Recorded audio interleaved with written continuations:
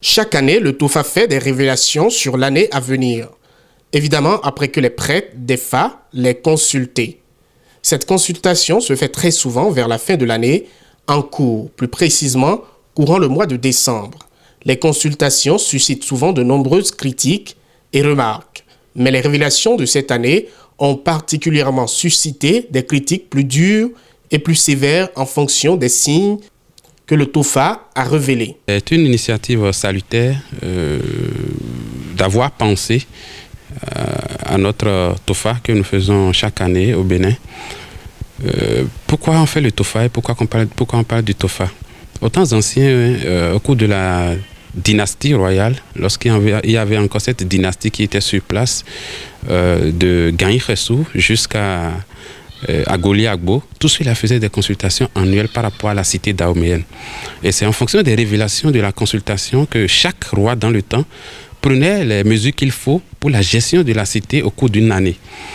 Donc, on a fait recours à cette initiative de ces anciens rois du Bénin, du Dahomey, de l'ancien Dahomey.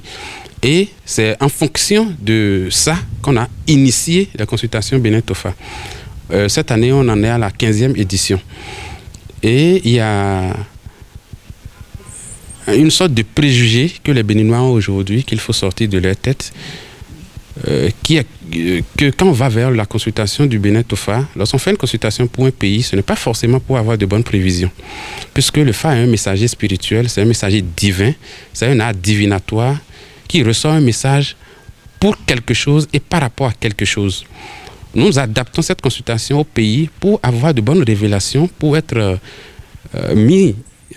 déjà, pour être aguerri en quelque sorte, pour être informé de tout ce qui sera événement, tout ce qui sera difficulté, tout ce qui sera message par rapport à la nouvelle année, pour prendre des dispositions idoines.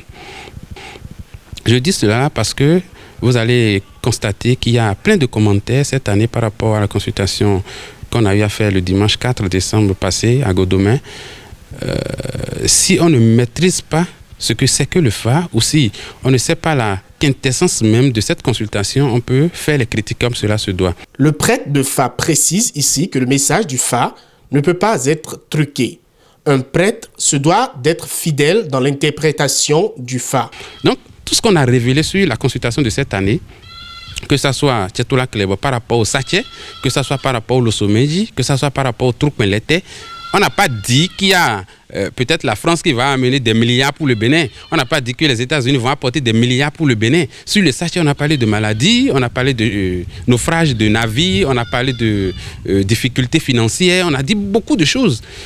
Ça ne nous rend pas heureux de révéler qu'il y aura maladie pour le pays. Ça ne nous rend pas fiers de révéler qu'il y aura naufrage dans le pays. Ça ne nous rend pas fiers de dire qu'il y aura instabilité financière dans le pays. Mais c'est le message qui est sorti.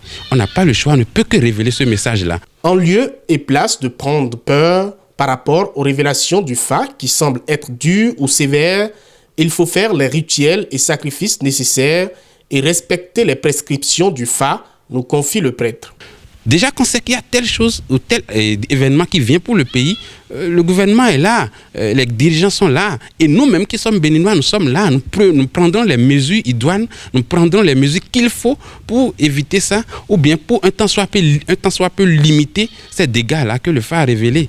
Quand on parle de naufrage, lorsqu'on va renforcer la sécurité maritime, les systèmes étatiques qui sont à la charge de la régulation de tout ce qui est transport maritime, je pense qu'on va éviter ça. Lorsque le Fa parle de persécution du pays vis-à-vis de deux autres pays ou bien pas deux autres pays limitrophes, si on renforce nos frontières, on renforce l'armée de nos frontières, on va éviter ça. Lorsque le Fa parle de maladies épidémiques à manifestation dermatologique, lorsqu'on va renforcer le système sanitaire, surtout au niveau des services de dermatologie, je pense qu'on va éviter tout ça. Ou bien on va limiter tout ça. Donc, quand le Fa donne les informations, c'est pourquoi nous prenons les mesures qu'il faut pour éviter tout ce qu'il y aura comme difficulté, tout ce qu'il y aura comme révélation sévère et qui va sévir en 2023. D'un autre côté, affirme le prêtre, les interdits du Fa pour la nouvelle année doivent être respectés, si tant est qu'on tient à ce que les mauvaises choses révélées par le Fa ne se réalisent pas.